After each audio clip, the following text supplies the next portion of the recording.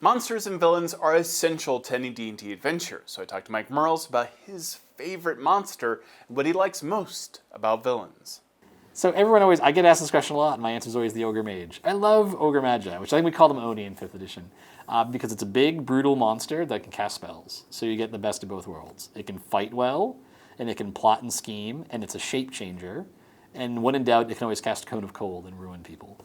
So that to me is a fun monster because it can do a little bit of everything. But the thing is, Oni/Ogre Mages are still, they're not like a top tier monster that people think of.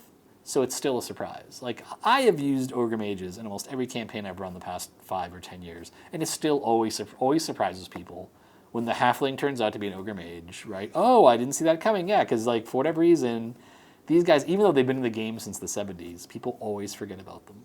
So it's fun, right? Like, it's super classic, and people forget about it because they're kind of like in the background, and they have a really fun kit to play with as a dungeon master, making them a villain. A villain has to have an interesting personality, right? The villain who is just sitting in the back lobbing fireballs at you, like, that's really boring. I like villains that have personality and style, or that have like an interesting like backstory to them that players want to delve into that makes them hate them. One of my most enjoyable villains to play was a dwarf assassin that I had in a campaign a few years ago. And what made him fun was he was outrageously lucky.